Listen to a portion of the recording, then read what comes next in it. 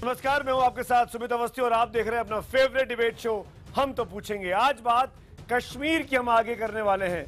कश्मीर इस वक्त करा रहा है।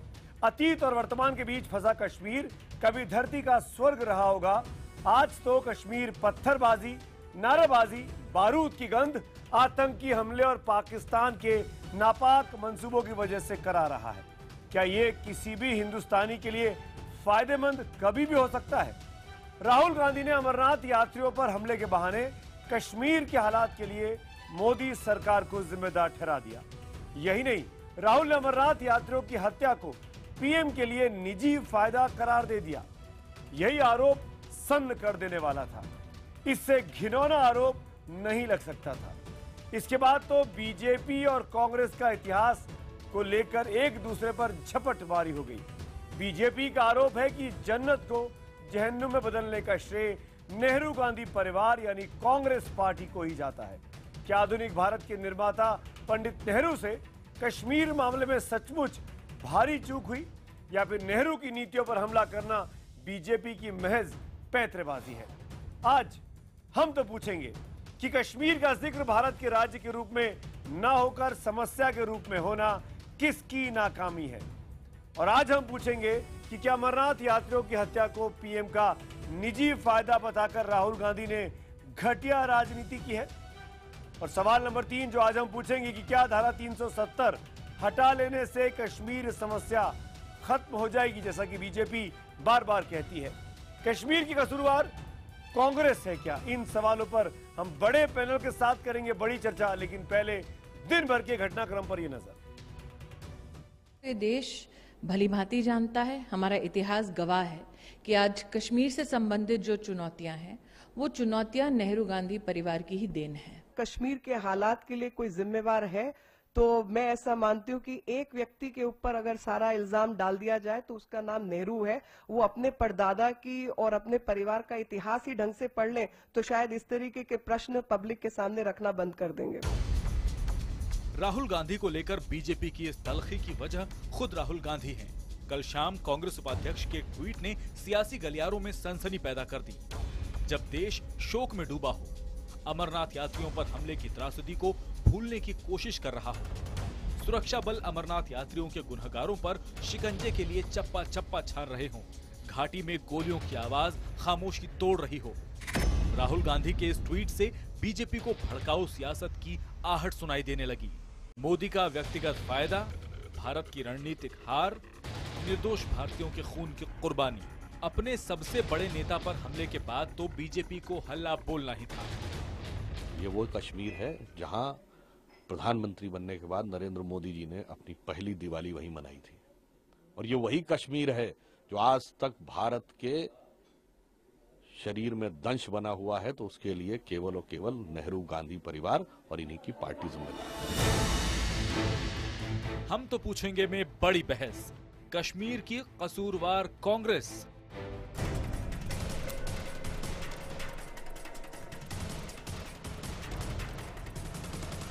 इतिहास में झांके तो आजादी मिलने के बाद कश्मीर के महाराज ने बिना शर्त अपनी रियासत का भारत में विलय चाहा था। पंडित नेहरू ने इस प्रस्ताव पर शेख अब्दुल्ला की सहमति को जरूरी बताया। धारा 370 और दूसरी शर्तें नेहरू और शेख की बैठक के बाद जोड़ी गईं। नेहरू ने यूएन की देखरेख में जनमत संग्रह करने की मंशा तक जता दी। पाकिस्तान के हमले के बाद नेहरू कश्मीर मामले को यूएन में लेकर गए। इसी के बाद कश्मीर अंतर्राष्ट्रीय मुद्दा बन गया। 1948 में भारत पाक की जंग के बीच भारत ने यूएन के सीज फायर के प्रस्ताव को मान लिया। ऐसा करने से जंग जीतने के बावजूद भारत की जमीन पाकिस्तान के कब्जे में रह गई। आतंकी जो हिंदुस्तान में घुसते हैं, मारते हैं, उनके पास पैसा है, वो केवल सरकार की नाकामियों के कारण है।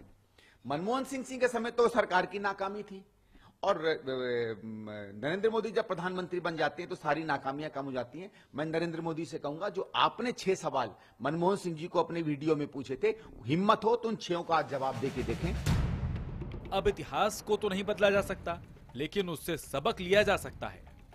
लेकिन जब कश्मीर में आतंक के खिलाफ निर्णायक लड़ाई का दौर चल रहा हो, गुजरात और महाराष्ट्र के श्रद्धालुओं की मौत पर सियासत जरूरी है, राहुल ने जो ट्वीट किया उसमें ये भी लिखा कि मोदी की नीतियों ने कश्मीर में आतंकवादियों के लिए जगह बनाने का काम किया है। इससे भारत को गंभीर रणनीतिक नुकसान उठाना पड़ रहा है।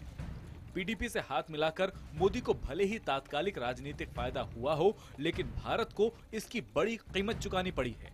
पीडीपी से हाथ मिलाने का इतिहास कांग्रेस का भी रहा है, लेकिन जब राहुल के निशाने पर पीएम मोदी हो तो तू मैं का नया दौर शुरू होना ही था। मैं उनसे पूछना चाहती हूं कि जब मणिशंकर अय्यर कांग्रेस के प्रतिनिधि पाकिस्तान जाकर गुहार लगाते हैं कि आप मोदी को हटाइए और हमको सत्ता की कुर्सी पर बिठाइए, तो क्या राहुल जी की निजी गेन के लिए है या उनकी एक पॉलिटिकल स्ट्रैटेजी है? मणिशंकर अय्यर कांग्रेस नहीं है।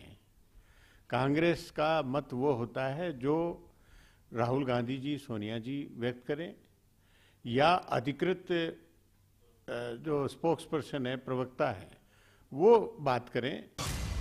मणिशंकर अय्यर कांग्रेस के साधारण नेता नहीं है। अय्यर कल ही 8 सदस्यों वाले कांग्रेस के बेहद अहम कम्युनिकेशन स्ट्रेटेजिक ग्रुप का हिस्सा बनाए गए हैं, जिसका काम कांग्रेस की नीतियां देश को बताने वालों को ट्रेन करना है।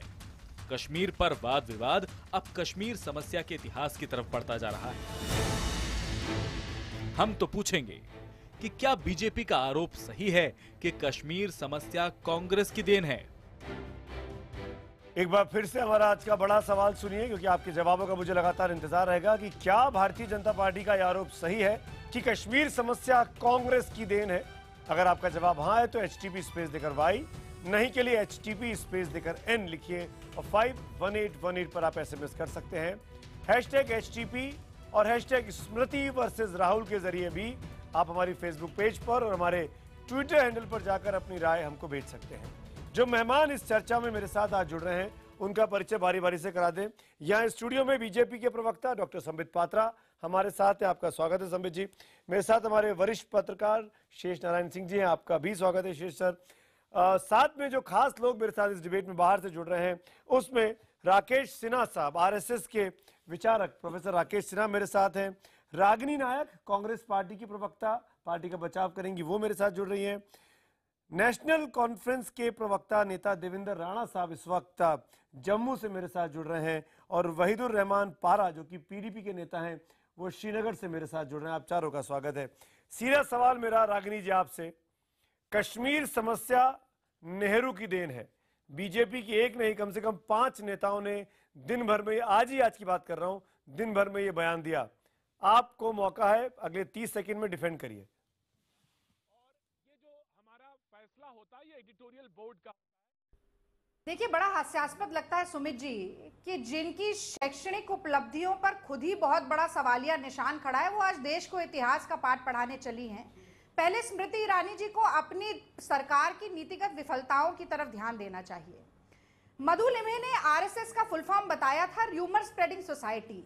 सत्य को, इतिहास को, तर्क को किस तरह से तोड़ मरोड़ कर अपनी सुविधा के लिए प्रस्तुत करना चाहिए, ये गांधी नेहरू के दुष्प्रचार के जरिए संघ और भाजपा ने पूरे देश में अच्छी तरीके से दिखाया है। एक दो तथ्यात्मक बात मैं भी आपके सामने रख दूं।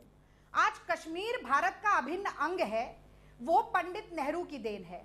जब पाकिस्तानी घुसपैठियों से बचने के लिए हरि सिंह जी ने इंस्ट्रूमेंट ऑफ एक्सेशन साइन किया बिना शर्त के, तो उन्होंने प्रधानमंत्री नेहरू के नेतृत्व पर और भारत की सेना पर पूर्ण विश्वास दिखाया। और इसीलिए मुझे लगता है कि आज हम ये कह सकते हैं कि कश्मीर हमारे पास है। जहां तक जनमत संग्रह की बात आती है, मैं ये भी बता दूं कि नेहरू जी ने क्या शर्त रखी थी। उन्होंने कहा कि पाकिस्तान की आर्मी पूरी तरीके से वापस जाए। और उस वक्त क्या भौगोलिक परिस्थिति थी, पूरा कश्मीर भारत के साथ खड़ा था, पाकिस्तानी अग्रेसर था। अगर उस वक्त जनमत संग्रह होता तो आज पूरा का पूरा कश्मीर हमारे साथ होता।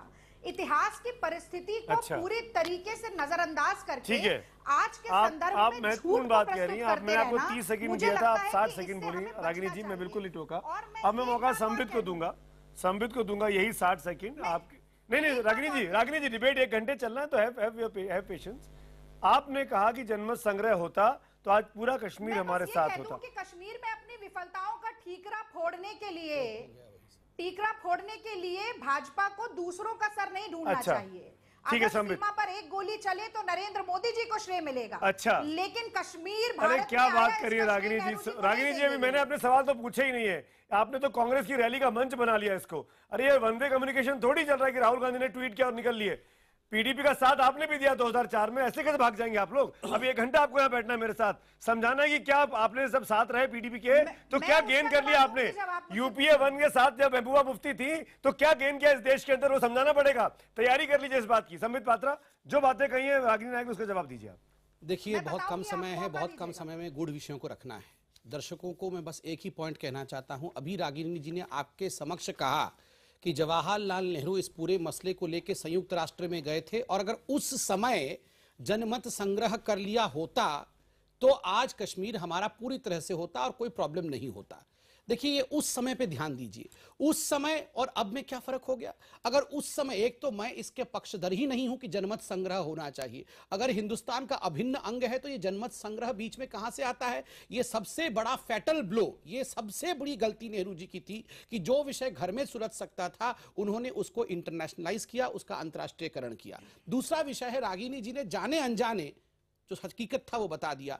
उस समय हो सकता था, अब नहीं हो सकता है। अरे 70 साल हो गए इंडिपेंडेंट हुए, तो माहौल तो सुधर जाना चाहिए, अब और हमारा होना चाहिए। तो ये मैं आपके बीच में नहीं बोल रहा था रागिनी जी, मैं आपके बीच में नहीं बोल रहा था, थोड़ी शिष्टाचार की अपेक्षा करता हूं। मैं आपको बताऊंगा, मैं महिला प्रवक्ता होने के नाते उनसे ज्यादा उलझना नहीं चाहूंगा, क्योंकि मैं चाहूंगा कि वो शिष्टाचार के दायरे में रहे। मैंने उनके बीच में नहीं बोला था, आप ही बोला। रागिनी जी, आप तो समझदार प्रवक्ता है रागिनी जी। आपके बीच में कोई नहीं बोला रागिनी जी। रागिनी जी, मैं जानता हूं कि आपको बहुत बड़ी जिम्मेदारी दी गई है, कांग्रेस पार्टी पर अटैक हुआ है, आपको अकेले संभालना है हम सबको, लेकिन इसका मतलब ये नहीं है कि सिर्फ आप ही बोलेंगी। ये राहुल गांधी की या रागिनी नायक की अपनी कोई रैली नहीं चल रही है। संबित, अगले 20 सेकंड में बात पूरी करिए, मुझे आगे भी जाना। देखिए, सिर्फ इसी में है कि उस समय हो सकता था, अब नहीं हो सकता है का अर्थ क्या होता है? अर्थ होता है इन 70 वर्षों में जो लोग सत्ता में रहे उन्होंने चाबी कुछ ऐसी मोड़ी कि अब परिस्थिति अलग है। तो यही है कि इन 70 वर्षों में हम तो अभी आए हैं, जुमा चुम्मा 2 साल हुआ है, उससे पहले अधिकतम समय जिन पार्टियों का राज रहा है उसमें कांग्रेस का एक बहुत बड़ा कालखंड रहा है। मेरा सवाल उठता है कि नेहरू जी ने जो किया शेख अब्दुल्ला से मित्रता के कारण, महाराजा हरि सिंह जी के साथ शत्रुता के कारण जो किया वो सब हम भुगत रहे हैं, मगर इन 70 वर्षों में ऐसे हालत क्यों हुए जो रागिनी जी ने खुद अभी स्वीकारा है। रागिनी, मैं आऊंगा आपके पास, हैव पेशेंस। वहीदुर रहमान पारा पीडीपी के प्रवक्ता मेरे साथ हैं, मुझे बताया गया कि उनको जल्दी डिबेट से जाना है, मैं उनसे पहले बात करूंगा। वहीदुर रहमान पारा, क्या आपको भी लगता है अगर हम इतिहास में झांकें तो नेहरू जी की वजह से, कांग्रेस की पॉलिसीज की वजह से आज कश्मीर इतनी बड़ी प्रॉब्लम है? वहीदुर रहमान पारा। देखिए, जब हम कश्मीर के बारे में बात करते हैं, चाहे उसके इतिहास के बारे में, हिस्ट्री में, या कॉन्फ्लिक्ट की बात करते हैं, मसले कश्मीर की बात करते हैं, जो भी आज तक हुआ है, चाहे हिंदुस्तान पाकिस्तान के बीच जो डायलॉग हुआ है, पीस प्रोसेस हुआ है, हुर्रियत के साथ जो इनिशिएटिव हुआ है, कोई भी चीज़, it goes back to the Congress. सारा इशू, सारा मसले कश्मीर, जिसमें मिलिटेंसी सबसे बड़ा जो आपको बहरान है 1987 से लेके जो बड़ा है, हर डिसीजन कांग्रेस ने खुद लिया है और हर वो चीज़ जो इन्होंने यहाँ कमिटमेंट्स की है, यहाँ लाल चौक में मैदान में, जिसके बारे में आज आपको अलगाववादी सेपरेटिस्ट बातें करते हैं, तो आप मुझे कहिए कि क्या नरेंद्र मोदी जी की सरकार में मसले कश्मीर बना है? क्या बीजेपी के दौरान मसले कश्मीर बना है? क्या वाजपेयी जी के दौरान मसले कश्मीर बना है? नहीं। और उसके बाद हमारे साथ इन्होंने कल जो इन्होंने बात की, सारा मुद्दा, सारा प्रॉब्लम इन्होंने बनाया। उसके बाद जो शेख अब्दुल्ला के साथ इनका एक अपना पॉलिटिकल रोमांस चला, जिसमें डेमोक्रेसी को कंप्रोमाइज किया गया। और उसका मैं देखिए, मुझे कहने दीजिए, देखिए भी रोमांस चला था 2004 में। नहीं, मैं वो रोमांस क्यों था? मुफ्ती साहब के साथ और कांग्रेस पार्टी का जो अलायंस हुआ 2004 में। अरे मेरे काउंटर क्वेश्चन का जवाब दे दीजिए ना कि वो रोमांस क्या था और बीजेपी के साथ आपका रोमांस क्या है? Let me end my point. So we also formed alliance with them. हमने भी इनके साथ गठजोड़ किया, क्योंकि जम्मू कश्मीर में जब भी कोई सरकार बनती है तो आपको सबसे, because it's a strategic state, it's a border state, we have to have on the centre side, और यहाँ पे सरकार चलाना इतना आसान नहीं है। Line of control you are accepting on air right now on a live TV debate कि that was an opportunist decision. पिछली बार आप अपॉर्चुनिस्ट थे, इस बार भी आप अपॉर्चुनिस्ट हैं। केंद्र में जिसकी सरकार रहेगी, जम्मू कश्मीर की पार्टियां उसके साथ रहेंगी। You are accepting this? नहीं, I'm underlining we this. are in नहीं, we are in conviction that we have formed alliance with BJP और इस मुल्क के हित में है ये अलायंस का होना, जम्मू और कश्मीर के हित तो में क्या है। 2004 में गलती की थी आपने? स्टेट का है 2004 में गलती की थी अगर ये हित में है तो?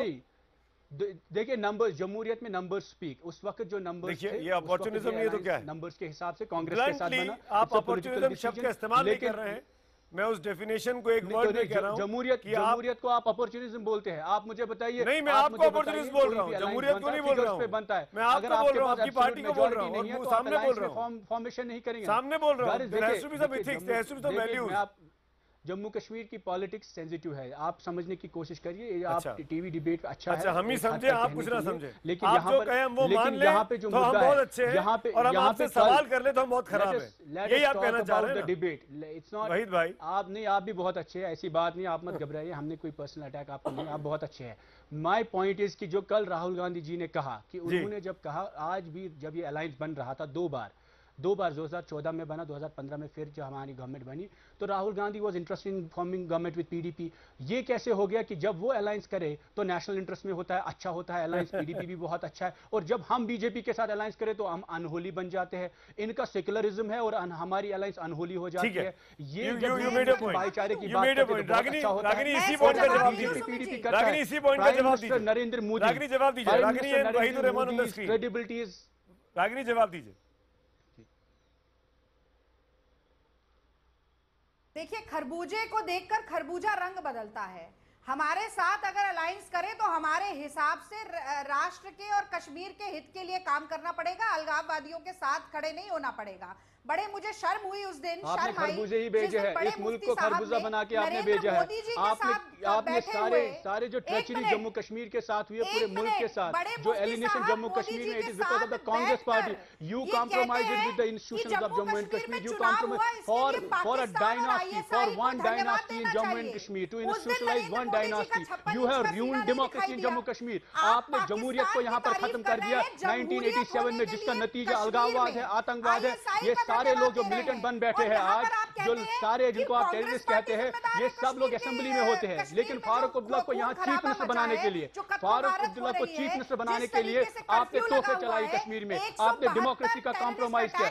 You are responsible for compromising the institution of democracy in the state of Jammu and Kashmir. You have no right to talk about the national interest of the country. I'm sorry, Waheedur Rehman Para, Ragini ji, I'm really sorry। आप दोनों आप एक दूसरे के ऊपर बोल रहे हैं, किसी की आवाज समझ में नहीं आती है, पर मुझे इतना समझ में आ रहा है कि क्या राजनीति है इस देश की। जब मौका मिलता है तब आप उसके साथ हो जाते हैं, जब विरोध में जाते हैं तो वो पार्टी राष्ट्र विरोधी हो जाती है। I am sorry to say there are no ethics in our politics. ये everything is fair, love, war and now in Indian politics, ये समझ में आ रहा है मुझे। मैं हेडलाइंस के लिए आगे बढ़ रहा हूं, तब इस डिबेट को आगे बढ़ाऊंगा। पहले इस वक्त की हेडलाइंस देख लेते हैं।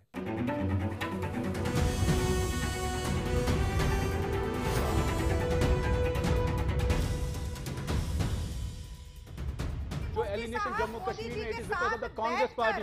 You compromised with the institutions of Jammu and Kashmir, you compromise for a dynasty, for one dynasty in Jammu and Kashmir, to institutionalise one dynasty. You have ruined democracy in Jammu Kashmir. आपने जमहूरियत को यहाँ पर खत्म कर दिया 1987 में, जिसका नतीजा अलगाववाद है, आतंकवाद है।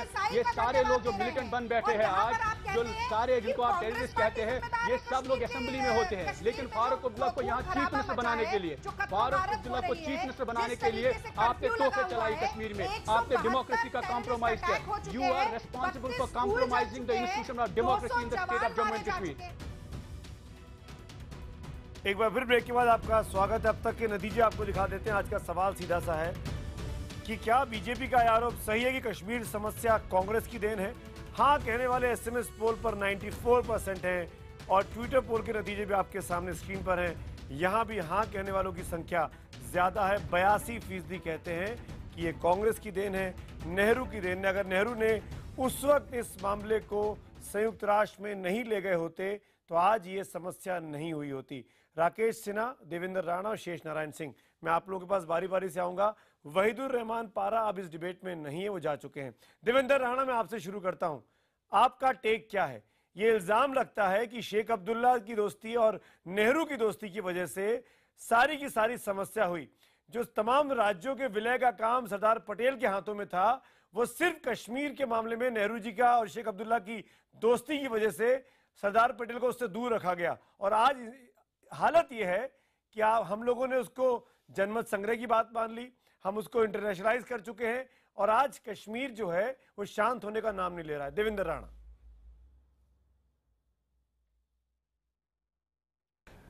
अगर आप तारीख के पन्नों को जम्मू कश्मीर के हवाले से खुरेदेंगे तो मैं बड़े वसूख से और जिम्मेवारी से ये कहना चाहता हूं कि हम सब लोग जिम्मेवार हैं।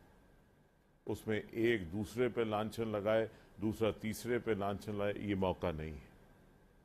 ये कहना कि सिर्फ कांग्रेस जिम्मेवार है या फलां जिम्मेवार है, वो बिल्कुल जायज़ नहीं होगा, क्योंकि हर आदमी वक्त की उस दहलीज पे अपने नकूस छोड़ गया है जिनके आज असरात जम्मू कश्मीर में देखने को आ रहे हैं। और मैं बड़ी जिम्मेवारी से ये बात कह रहा हूं। आप अच्छी बात कह रहे हैं, आप अच्छी बात कह रहे हैं, लेकिन संबित पात्रा आपसे सहमत नहीं है। वक्त आज एक मिनट मेरी बात संबित में आऊंगा आपके पास।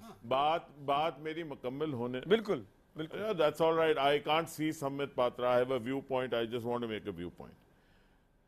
मैं ये समझता हूं कि आज, मैंने कल भी आपके ही डिबेट में ये कहा, आज जम्मू कश्मीर के अवाम ने एक रोशनी की किरण दिखाई। परसों जब अमरनाथ का दुखद वाक़ा हुआ, उसके बाद ज़ात, बरादरी, मजहब, इलाका और सियासत को बालातर रखकर लोगों ने एकजुट होकर एक आवाज उठाई कि हम लोग आतंक के खिलाफ लड़ेंगे। हम लोग ये जो जंग against idea of Jammu and Kashmir और आइडिया ऑफ इंडिया है, उसके मुझे लगता है जिम्मेवारी से भाजपा के मेरे दोस्त डॉक्टर समित पात्रा बैठे हैं, मेरी बहन बैठी हैं, कांग्रेस से बैठी हैं, सबको मिलकर एकजुट होकर इस वक्त तारीख के पन्नों को खुरेदने की जरूरत नहीं, उनसे सबक लेने की जरूरत है। सबक लेकर एक नेशनल कंसेंसस बनाकर, सबको साथ लेकर, सबके साथ बैठकर एक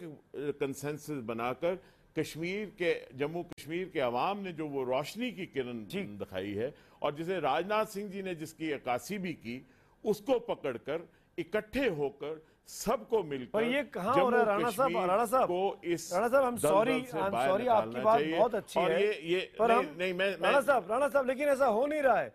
अभी आपने सुना तमाम पैनलिस्ट को, जितने लोगों ने बोला आपके पहले, सब एक दूसरे पर इल्जाम डाल रहे हैं, कोई ओन अप करने को तैयार नहीं है। संबित में आऊंगा, प्रोफेसर राकेश सिन्हा भी कुछ बोलना चाह रहे हैं, इसलिए आपके माध्यम से। राणा साहब you made your point, let me take a counter view. Rakesh Sinha panel में नहीं, एक मिनट मुझे राणा साहब, I will come back to you. सवाल किया नहीं राणा साहब, I will come back to you, I will come back to you, देखिए I will come back to you. Professor Rakesh Sinha, professor Rakesh Sinha, let me complete because professor Rakesh Sinha, क्या Congress party और नेहरू जी की नीतियां, शेख अब्दुल्ला की दोस्ती, क्या ये सब वजह है आज की तारीख में कश्मीर समस्या का या पीओके के गठन का? राकेश सिन्हा,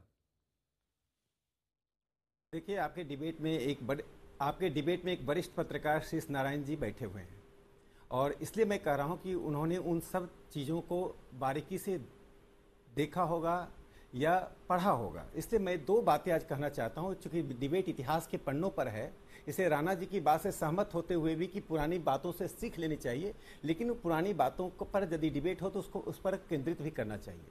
मैं दो चीजें उद्धृत करना चाहूंगा और अपनी बात समाप्त करूंगा, एक मौखिक इतिहास से, एक संविधान के लिखित इतिहास से। मौखिक इतिहास क्या है? साम मानेक शाह, जिसको हमारी बहन रागिनी जी र्यूमर स्प्रेडिंग सोसाइटी आरएसएस को कह रही थी, मैं उनका सम्मान करता हूं, जो चाहे कर सकते लोकतंत्र में। वह कम से कम साम Manek Shah rumour spreading society के मेंबर नहीं थे।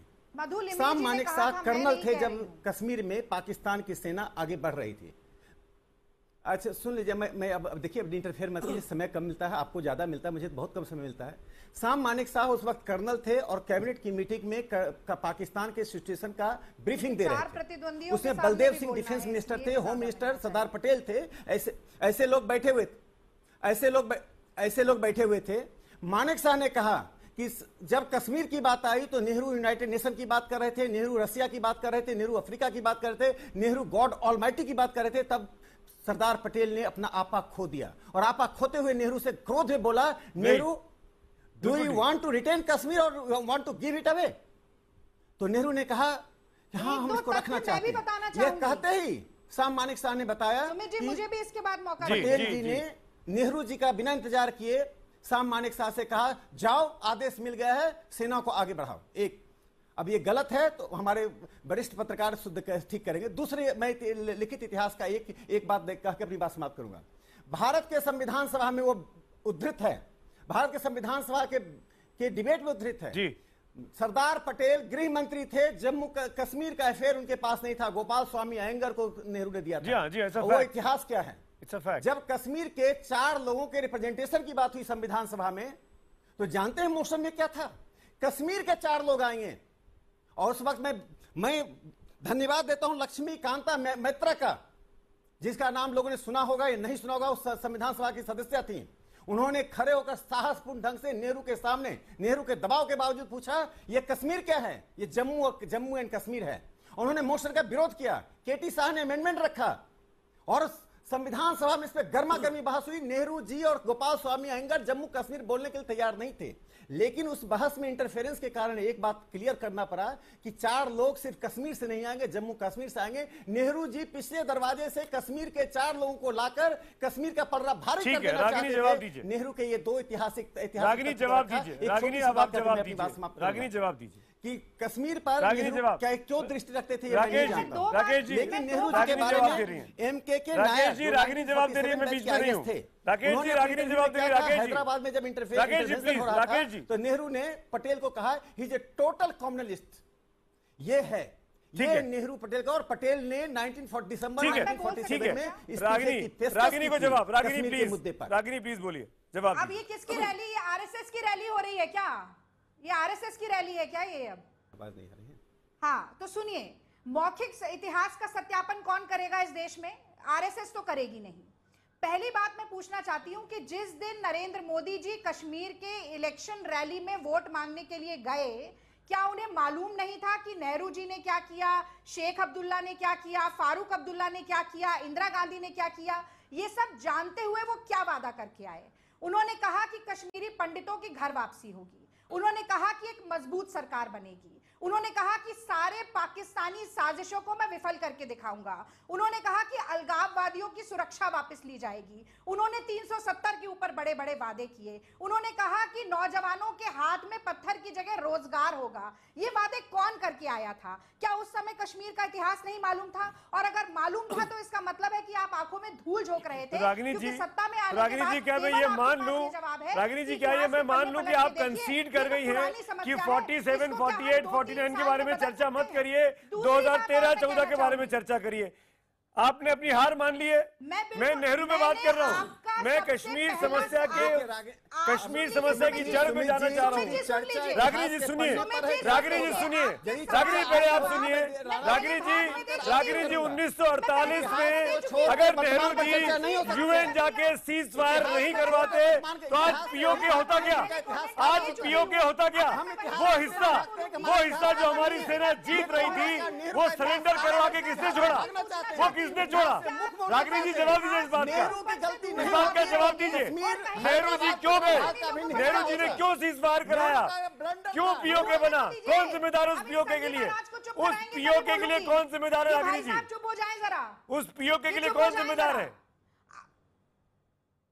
अब मेरी बात आप अच्छे से सुन लीजिए, आप मेरी बात अच्छे से सुन लीजिए। मैंने आपके पहले अपने कमेंट में आपने जितने सवाल पूछे इतिहास के बारे में मैंने जवाब दिया। तो जब आप ये निष्कर्ष निकालते हैं कि मैं कंसीड कर रही हूं तो वो बिल्कुल ही गलत निष्कर्ष नहीं। आपने एक भी सवाल का जवाब नहीं दिया। आपत्ति और है, आपने एक भी सवाल का जवाब नहीं दिया।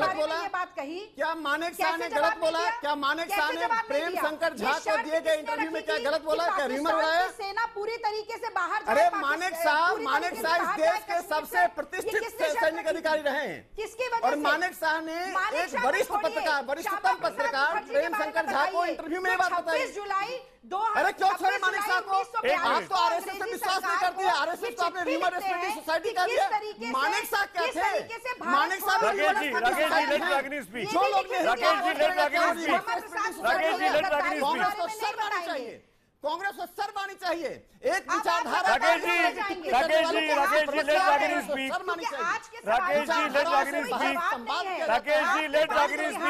जी एक राकेश ऐसा जी बड़ा आवाज, व्यक्ति राकेश नहीं है जी, रागिनी को बोलने जिसका दीजिए। नाम लेकर जवाब आप क्या गर्व मैंने- Rakesh ji please, can I have Ragini on the screen? बार-बार मुझे जो मेरी नेहरू आवाज के को दबाने मुंह की को, कोशिश कर नेहरू रहे के हैं। फेस को, नहीं रागिनी काले जी, फेस को दिखाता रागिनी जी है। मेरे सवाल का जवाब नहीं मिला। 1948 में सीज फायर किया नेहरू जी ने, दिसंबर 1948 में जाके उसकी जिम्मेदारी कौन है जब पीओके बन गया? पीओके कैसे बना इस देश को बताना चाहेंगे आप? रागिनी नायक। सुमित जी, मैंने बहुत अच्छी तरीके से आपको बताया कि भौगोलिक राजनीतिक परिस्थिति को देखते हुए पंडित नेहरू ने एक निर्णय लिया था। आज हाइंडसाइड में आप पिछले 70 साल में जाकर ये कहें कि वो निर्णय पूरे तरीके से गलत था, क्योंकि आज की परिस्थिति ऐसी है और ये सारा उस निर्णय की ही देन है। उसके बाद अलगाववादियों के साथ कोई राजनेता खड़ा नहीं हुआ। रागिनी जी, थोड़ा बहुत इतिहास मैंने भी पढ़ा है और थोड़ी बहुत वर्तमान राजनीति को मैंने भी कवर किया है। मुझे याद नहीं पड़ता कि कांग्रेस के नेताओं ने कभी भी उस वाले कश्मीर को अपना कश्मीर मानकर स्टेटमेंट दिया हो। जब भी उस कश्मीर को पूरा माना गया तो बीजेपी की तरफ से इनिशिएटिव लिया गया। ऐसा क्यों? चाहे वो वाजपेयी जी की सरकार के टाइम में हो या मोदी जी की सरकार के टाइम में हो, क्यों नहीं कांग्रेस की तरफ से इनिशिएटिव होता कि वो कश्मीर भी हिंदुस्तान का है? ऐसा लगता है कि जो नेहरू जी ने 1948 में कर दिया, कांग्रेस ने उसको फॉलो कर लिया, उसको ओवरटेक कर, उसको ठीक करने की कोशिश ही नहीं की। सिर्फ मुंह से लिप सर्विस करना और तो और क्या कर रहे हैं? कम से कम लिप सर्विस तो करिए। इनिशिएटिव तो ये अरे हो रहा आप तो है कि देखे आगे संबित पात्रा, आप तो देखे आगे रागिनी जी। रागिनी संबित पात्रा बोलना चाह रहे हैं। इनिशिएटिव रागिनी जी संबित पात्रा बोलना चाह रहे देश में बार-बार दूसरों को सुन लीजिए। रागिनी जी संबित पात्रा बोल रहे हैं। संबित पात्रा। अब कैसे बोलूं मैं चिल्लाना नहीं चाहता बिल्कुल भी। रागिनी जी शांत हो जाएंगे तो मैं बोल लूंगा। देखिए, पहली बात है, रागिनी जी ने कहा, ये जो राकेश जी ने कहा बिल्कुल अच्छी बात की राकेश जी ने, उसको सत्यापन कौन करेगा? साम मैनक शो वाली बात मैं वर्बैटम लेके आया हूं। वर्बैटम जो उन्होंने अंग्रेजी में कहा था अपने इंटरव्यू में, वह सुना देता हूं। I quote, as usual Nehru talked about the United Nation, Russia, Africa, God Almighty, everybody, until Sardar Patel lost his temper and shouted, Jawaharlal, do you want Kashmir or don't you want, or do you want to give it up? तो आप सोचिए, ये अक्टूबर 26, 1947 की meeting में वर्बैटम जो Sam मैनेक्शॉ, जिन्होंने हिंदुस्तान के army को एक नया आयाम दिया, उन्होंने कहा है। दूसरी गलती, ये तो पहली गलती है, दूसरी गलती, और मैं आपके बीच में बिल्कुल नहीं बोल रहा था, प्लीज। शिष्टाचार, शिष्टाचार, शिष्टाचार। रागिनी जी, आप एक पढ़ी लिखी प्रवक्ता है, शिष्टाचार में हम लोग से बातचीत करें। नहीं, ऐसे नहीं, ऐसे नहीं होता है। अरे नेहरू जी ने गलती की, मैं रागिनी नायक बोल रहा हूँ। आप रिक्वेस्ट करिए इस प्रकार में। रागिनी जी संबित बोल रहे हैं। रागिनी जी थोड़े शिष्टाचार में रहिए। देखिए, सितंबर 1947 अभिषेक जी के पास सबसे बड़ी बात है, जब एक्सेशन हो रहा था, सभी स्टेट्स हमारे साथ जुड़ रहे थे। सितंबर 1947 में महाराजा हरि सिंह ये तैयार हो गए कि वो भारत में आना चाहते हैं, एक्सेशन साइन करने आ गए। नेहरू नहीं, सुन लीजिए, मैं कंप्लीट कर लूं। नेहरू जी ने शेख अब्दुल्ला के साथ जो उनकी मित्रता थी, उस कारण से एक शर्त रखा कि शेख अब्दुल्ला को फ्री किया जाए, उनको प्राइम मिनिस्टर बनाया जाए। तीसरी बात, जब मिलिट्री ने एडवाइस दिया इंडिया को कि आप अभी सीज फायर डिक्लेयर मत करिए, अभी आप और बढ़ सकते हैं, और जो पोर्शन आपने कंसीड किया है ट्राइबल रेडर्स को, वो आप नॉर्थ वेस्ट फ्रंटियर में आप वो वापस पा जाएंगे। मगर ये सब एडवाइस के बावजूद, ये माउंटबेटन को सुन के, माउंटबेटन को ज्यादा क्यों मानते थे नेहरू? मैं ये पूछना चाहता हूँ, ये माउंटबेटन कौन था जो नेहरू हर बात शेष नारायण सिंह जो न्यूट्रल है, जिन्होंने जो बाकायदा कश्मीर पे अपनी आवाज रखते हैं, पहचान रखते हैं। शेष जी संबित की बात नहीं, एक मिनट संबित रागिनी, एक मिनट। क्या शेष जी आप बताइए जो संबित कह रहे हैं। नहीं, ये संबित को इसको, रागिनी जी एक मिनट, शेष जी बोल। राकेश इसको बेहतर बताएंगे। राजा तो बिल्कुल करना ही नहीं चाहता था, सरदार पटेल के डंडे के डर से उसने दस्तखत किया था। वीपी दत्त झोले में लिए हुए थे, तो सरदार ने कहा कि तुम्हारे ऊपर पाकिस्तान ने हमला किया है ट्राइबल्स के जरिए, और जब तक तुम दस्तखत नहीं करोगे, विलय नहीं करोगे, हम फौज नहीं भेजेंगे। सरदार ने फौजों को एयर ड्रॉप किया था कश्मीर, एकदम एयरपोर्ट तक पहुंचने वाले थे वो लोग, और पाकिस्तानी फौज थी, और जिन्ना वहां लाहौर में बैठा हुआ था, ग्रैंड एंट्री लेने वाला था। वो सब इतिहास की बात नहीं। संबित को करेक्ट करना पड़ेगा। संबित ने बहुत उम्र पड़ी है। दो चीजें 1947 में, एक तो पहला हिस्सा था सितंबर 1947 में हरि सिंह एक्सेशन के लिए तैयार थे, उसको रिफ्यूज बिल्कुल नहीं तैयार था यार। फिर जब ना, अरे यार वो स्टैंड स्टिल एग्रीमेंट का टाइम है। ना प्लीज राकेश, अरे इनको बताओ संबित को। ना राकेश सिन्हा इतिहास के विद्यार्थी, नहीं सुन लो मेरी बात, सुन लीजिए जब गुरु को बोलने दो यार, सुन लीजिए राकेश पहली बार बोल रहे हैं, सुन लीजिए बोलने तो दो भैया, उसके बाद आपको दूंगा मौका। हम आपसे कह रहे हैं कि राजा जो था वो स्टैंड स्टिल एग्रीमेंट करके बैठा हुआ था और वो डिफेंस और डाकखाना और विदेश नीति जिन्ना के हवाले किए बैठा था, और सरदार ने कहा कि तुम्हारे ऊपर हमला हुआ है, हम फौजें तभी भेजेंगे। उनका प्राइम मिनिस्टर यहाँ आया था जवाहरलाल के पास, और जवाहरलाल ने डांट के भगा दिया था कि सरदार से बात करो, और जब सरदार ने कहा जब तक तुम दस्तखत नहीं करोगे बेटा तब तक नहीं करेंगे। ये इतिहास का तथ्य है। लेकिन एक बात अगर आप हमें समय दें तो 2 मिनट में, 1 मिनट में कहना चाहता हूं कि इन क्या नाम परम पूज्य राहुल गांधी या आदरणीय कौन है वो मैडम सोनिया गांधी, नहीं यार जो बीजेपी के नेता नेहरू को गरिया है, स्मृति ईरानी जी के हवाले से मैं कम से कम कश्मीर पे बात नहीं करता। कश्मीर पे जब बात होगी तो श्यामा प्रसाद मुखर्जी की बात होगी, बिल्कुल, जवाहरलाल नेहरू की बात होगी, दीनदयाल उपाध्याय की बात होगी। ये डॉक्टर श्यामा प्रसाद मुखर्जी के खतों का एक मेरे पास लिस्ट है। इसकी भूमिका में ही दीनदयाल उपाध्याय जनरल सेक्रेटरी थे जनसंघ के, तब उन्होंने छापा था। इनका एक सम्मेलन हुआ था कानपुर में, कानपुर में तय किया गया था कि कश्मीर के आंदोलन को जोर दिया जाएगा, और डॉक्टर श्यामा प्रसाद मुखर्जी को अधिकृत किया गया था कि आप चिट्ठी पत्र लिखेंगे। उसके भूमिका में दीनदयाल जी ने जो 2 सेंटेंस लिखे मैं हिंदी में पढ़ देना चाहता हूं। उन्होंने कहा कि हमारे और जवाहरलाल के जो दृष्टिकोण है बिल्कुल अलग अलग हैं, वो हमारे कहीं मेल नहीं खाते, लेकिन हम ये सारी डॉक्यूमेंट जनता के दरबार में पेश कर रहे हैं और इसको आप पढ़िए। ये फरवरी तक के डॉक्यूमेंट्स हैं, क्योंकि उसके बाद डॉक्टर साहब चले गए थे, और उसके बाद आप जनता तय करेगी। और 17 फरवरी को जो चिट्ठी लिखी थी श्यामा प्रसाद मुखर्जी ने, उसमें 10 पॉइंट्स लिखे थे, लंबे हैं, लेकिन उसमें उन्होंने कहा था ये जवाहरलाल कर लो, आप मेरी बात मान नहीं रहे, लेकिन 10 पॉइंट उन्होंने, मूवमेंट एक चल रहा था वहां प्रजा परिषद का, प्रेमनाथ डोगरा उसके अध्यक्ष थे, और वो उसको एक निशान एक विधान एक नहीं, वो तो वही निशान 2 विधान, हाँ, तो वो उसको उन्होंने कहा मूवमेंट को हम विड्रॉ कर लेंगे, लेकिन you do the following, 10 points हैं। तो उन पॉइंट्स को सहमत होने, क्योंकि 47 नहीं सहमति नहीं होगी, डॉक्टर श्यामा प्रसाद मुखर्जी के वहां डेथ हो गई, और उसके बाद ये बात आगे नहीं बढ़ी। उस पे डेथ में तो कॉन्स्पिरेसी भी है, ये भी बात है कि क्या उनकी डेथ।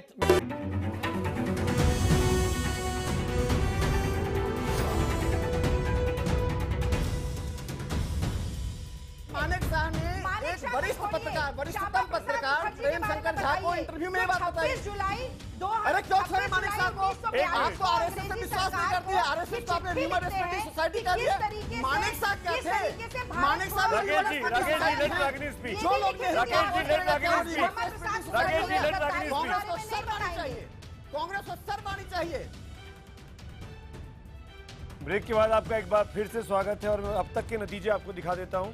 क्या बीजेपी का आरोप सही है कि कश्मीर समस्या कांग्रेस की देन है? हाँ कहने वाले 94%, हमारे एसएमएस पोल में और ट्विटर पोल में कहने वालों की हाँ कहने वालों की संख्या 83%, यानी पिछली बार से थोड़ा सा इंक्रीज है। ज्यादातर लोग मांग रहे हैं कि कांग्रेस की ही वजह से ये समस्या दिखाई दे रही है। हालांकि मैं इस एसएमएस पोल पे नहीं जाऊंगा, लेकिन मैं सीधा सवाल पूछना चाहूंगा देवेंद्र राणा से यहाँ पे। देवेंद्र राणा, जब आप वर्तमान राजनीति की बात कर रहे थे, मैं उसी जुड़ा सवाल करता हूं, क्या आप राहुल गांधी के उस ट्वीट को, क्योंकि आप लोग पार्टनर हैं अलायंस में, आप लोग यूपीए के साथ रहे, कल जो ट्वीट किया उन्होंने, आप उसको इंडोर्स करेंगे जो राहुल गांधी ने कल कहा कि पीडीपी के साथ अलायंस घातक रहा, खूनी रहा, मोदी जी ने अपने फायदे के लिए किया? देखिए मैंने कल भी इसी डिबेट पे वो राहुल जी के उनके बयान पे केंद्रित था। मैंने यही कहा कि हम लोगों को इस वक्त किसी भी किस्म की सियासत इन हालात में नहीं करनी चाहिए। अगर हम जम्मू कश्मीर के लोगों का भला चाहते हैं, और अगर हम जम्मू कश्मीर के मसले का हल करना चाहते हैं, और जम्मू कश्मीर में अमन को वापस लाना चाहते हैं, क्योंकि ये पैगाम जम्मू कश्मीर के लोगों ने दिया। जहाँ तक तारीख का सवाल है, तारीख के बारे में बहुत बातें हुई, मैं ज़्यादा बात नहीं करना चाहता, लेकिन मेरा अजीज़ है वो पीडीपी का वहीद परा, वो चला गया। सिर्फ उसने 2 बार, एक बार उसने शेख साहब का नाम दिया, फारूक साहब का नाम दिया। मैं सिर्फ एक बात कहना चाहता हूँ कि कांग्रेस जिस भी रूप में जम्मू कश्मीर में थी, उसका मूल रूप पे मूल केंद्र मुफ्ती मोहम्मद सईद साहब थे, और उसको जिंदा करने में, उसको जिंदा रखने में उनका बहुत अहम रोल रहा।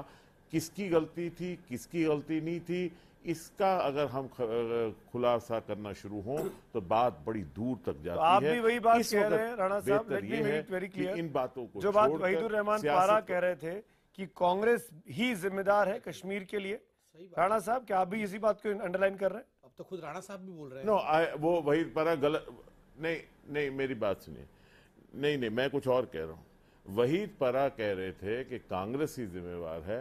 कांग्रेस का मुख जम्मू कश्मीर में मुफ्ती साहब थे, और मुफ्ती साहब एक सीनियर लीडर हुए, मैं उनके बारे में बात यहाँ नहीं करना चाहता। महबूबा जी उस वक़्त रिवाइवल में उनका बड़ा रोल रहा, उस पर भी जिक्र नहीं करेंगे, क्योंकि ये मौका नहीं है कि यहाँ सियासत के पन्ने खोलकर एक दूसरे पे तू मैं और मिट्टी उछाली जाए। तो उन्होंने जिक्र चूंकि शेख साहब का किया और फारूक साहब का किया, मैं रिकॉर्ड को स्ट्रेट करना चाहता हूं, क्योंकि बार-बार राहुल जी के ट्वीट क्या ऊपर नहीं, अभी तो आप ही के पार्टनर बोल रहे थे मैडम, तो हमको जवाब तो हमको देना पड़ेगा ना। देखिए, देवेंद्र जी का तो मैं तारीफ करता हूं, कल से मैं इनके साथ डिबेट में बैठा हूं, बहुत परिपक्वता के साथ देवेंद्र राणा जी ने अपने विषय को रखा है, और जो अच्छा है उसको अच्छा बोलना चाहिए। हाँ, ये बात अलग है कि देवेंद्र राणा जी जो बोलते हैं वो अलग है, मगर इनके नेता जो बोलते हैं, जो उमर जी बोलते हैं, वो कहीं ना कहीं भड़काऊ लगता है। जो फारूक जी बोलते हैं कि पीओके क्या तुम्हारे बाप का है, वो मुझे मेरी बात नहीं, इसे करेक्ट करो, मैं वही बोल रहा हूं जो मुझे मेरे नेता कह रहे हैं। ठीक है, वो सब बढ़िया बात है। देखिए, मैं एक एमएलए हूं उस पार्टी का, आपके बीच में मैं नहीं बोला, पूरा सुना, अब मुझे बोलने दीजिए, अब मुझे बोलने दीजिए। डॉक्टर फारूक अब्दुल्ला साहब कह रहे हैं, जो उमर अब्दुल्ला साहब कह रहे हैं, वही मैं बात कर रहा हूं। देखिए, दोनों गठबंधन वाले मुझे बोलने नहीं देंगे, सुन लीजिए साहब। मैंने तो आपकी प्रेस की, बड़ाई करना मना है क्या? मैंने आपकी बड़ाई की, मगर मुझे तकलीफ होती है जब फारूक अब्दुल्ला कहते हैं। वो आपकी मेहरबानी है, लेकिन ये मैं नहीं जो सच है, मैं डिबेट में देख रहा हूं, जो टीवी में देख रहा हूं, वही बोल रहा हूं। क्या ये सच नहीं है कि फारूक अब्दुल्ला ने कहा था पीओके क्या तुम्हारे बाप का है? ये तो मैंने नहीं कहा था, ये फारूक अब्दुल्ला ने कहा था। क्या उमर अब्दुल्ला ने नहीं कहा था कि आज मेरे घर के सामने जो मस्जिद है उसमें से आजादी की आवाज आ रही है क्योंकि बुरहान वानी मारा गया है? ये तो मैं नहीं कह रहा, उनके लीडर कहते हैं, मगर let us come to the common point. तो मेन एक-एक करके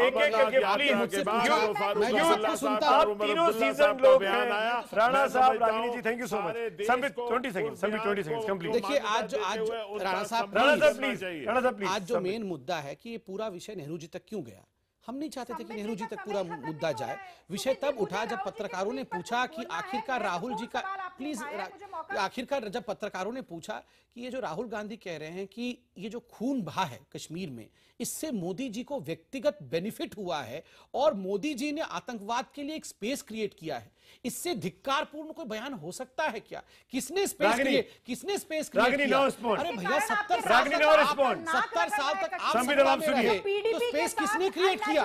किसने स्पेस क्रिएट किया? हमने आतंकवाद को जन्म दिया। अरे आप लोगों ने आतंकवाद को वहां बढ़ावा दिया, आप लोगों ने इस्लामिक रेडिकलाइजेशन को बढ़ावा दिया। नेहरू जी से लेकर राजीव गांधी से लेकर राहुल गांधी तक कश्मीर वाले मुद्दे को किन लोगों ने भड़काया? आपने भड़काया है। You are the one who is responsible for this. आप रिस्पांसिबल है उसका। रागिनी बोलिए आप। जब 26/11 की घटना घटी, उसके बाद 26/11 इसमें कश्मीर में कहां से आया? पोस्टर लगा, कहां से 26/11 कहां से आया? ये बताइए मुझे। आप ये बताइए कि राहुल गांधी का ये ट्वीट क्या ये उचित था? आपकी खून की दलाली कोई बोलेगा, कोई आर्मी के चीफ को सड़क के गुंडे बोलेगा, ये कांग्रेस का हाल हुआ क्या है?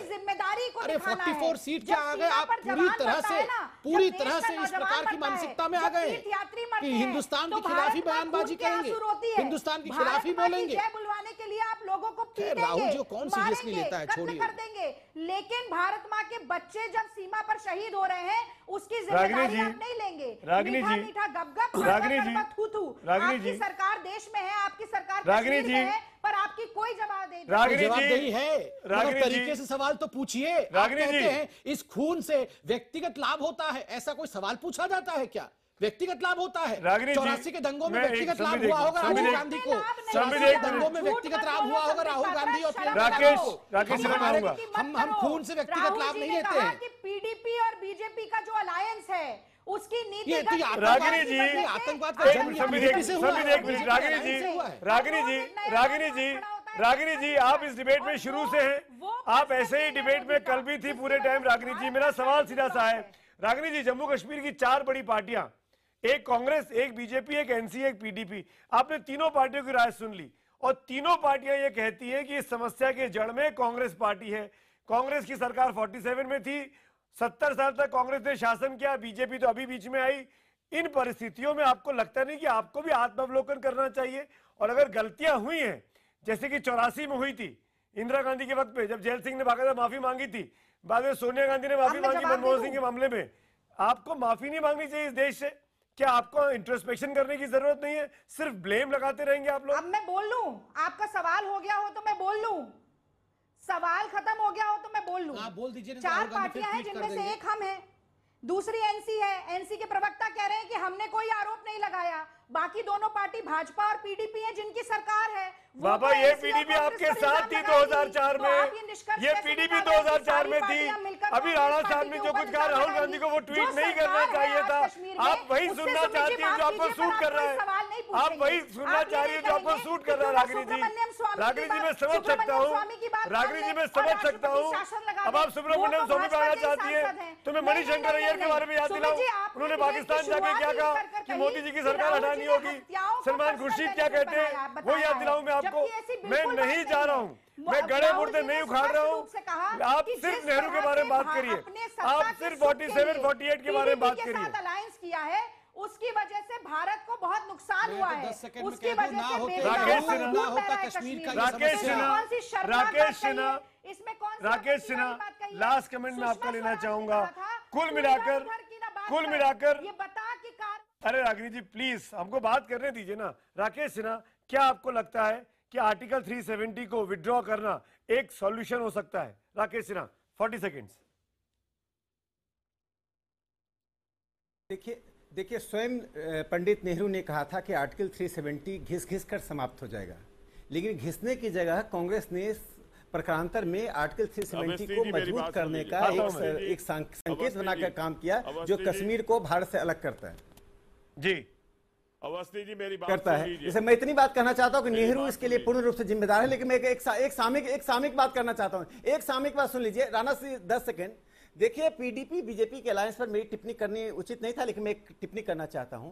देखिए जब दोनों पार्टियां गठबंधन कर रही थी तो मालूम था मल्टीपुल एम्बेरसमेंट होगा, मल्टीपुल, लेकिन अपना एम्बेरसमेंट कराकर यदि देश को बचाया जा सकता है तो कराना चाहिए, क्योंकि डेमोक्रेटिक प्रक्रिया चलने से पाकिस्तान को समस्या होती है। जो पाकिस्तान चाहती है वही अगर कांग्रेस चाहे तो ठीक नहीं है। राहुल जी, आपकी भी सरकार होती एनसी के साथ, पीडीपी के साथ, तो हम सरकार का विरोध करते, सरकार की खामियां निकालते हैं, लेकिन डेमोक्रेटिक देवेंद्र राणा की बात नहीं करते। देवेंद्र राणा आप कुछ कहना चाह रहे हैं? मेरे पास लास्ट 1 मिनट। अवस्थी जी राणा साहब, या दो बातें जरूर कहूंगा। एक मिनट, ये कांग्रेस की प्रवक्ता है, इनसे रिक्वेस्ट करूंगा 2 मिनट सुन लें। आर्टिकल 370 का आपने जिक्र किया, मैं समझता हूं आर्टिकल 370 होना चाहिए या नहीं होना चाहिए। अगर इस पे बात करनी हो तो पूरा खुलासा होना चाहिए, जाते जाते इसकी बात को मत करिए। आर्टिकल 370 जो है एक बहुत बड़ा मुद्दा है, उस पर अलग बात होनी चाहिए। दूसरी बात, इतिहास कुछ भी हो, जिम्मेवार कोई भी हो, सामित पात्रा यहां तशरीफ फरमा है, जिम्मेवारी आज की डेट में भारत सरकार की और जम्मू कश्मीर सरकार की है कि जम्मू कश्मीर के लोगों को, जम्मू कश्मीर को आतंकवादियों को घेर भी कर रहे हैं, और हम चाहते हैं कि इसमें सब हमारे साथ खड़े हो, ना कि जिस प्रकार का बयान दे कि पाकिस्तान के हाथ को वो मजबूत कर रहे हैं। सब लोग आपके साथ। एक लास्ट कमेंट शेष जी 10 सेकंड में। समस्या का समाधान क्या है? समस्या का समाधान वही है जो हमेशा से था, और समस्या में सबसे जरूरी ये है कि कश्मीर के मामले में कोई पार्टी अलग अलग नहीं होती, पूरा देश इकट्ठा होता है। और जब देश इकट्ठा हुआ तभी सन 47 में जिसकी बात करते हैं, जिस गवर्नमेंट ने किया था, उसमें तो श्याम प्रसाद मुखर्जी मंत्री थे, तो इसलिए वो बातें नहीं, एक यूनिटी दिखी। यस, सबको एक साथ एक पेज पे आना पड़ेगा। कश्मीर के नाम पर राजनीति नहीं होनी चाहिए, कश्मीर पर एक राष्ट्रीय नीति की जरूरत है, तभी समस्या का समाधान होगा। वरना राजनीतिक रोटियां 70 साल से सेकी जा रही हैं और 70 साल तक सेकी जाती रहेंगी। मैंने कितनी पुश्तें बर्बाद हो जाएंगी इस चक्कर में। इसी नोट पर इस डिबेट को खत्म करूंगा, लेकिन ज्यादातर लोगों ने कहा है कि नेहरू जी की वजह से ही कश्मीर की समस्या इस देश की रही है। सीधे चलेंगे 100 बात की एक बात के लिए अब किशोर के पास। मेरी तरफ से गुड नाइट।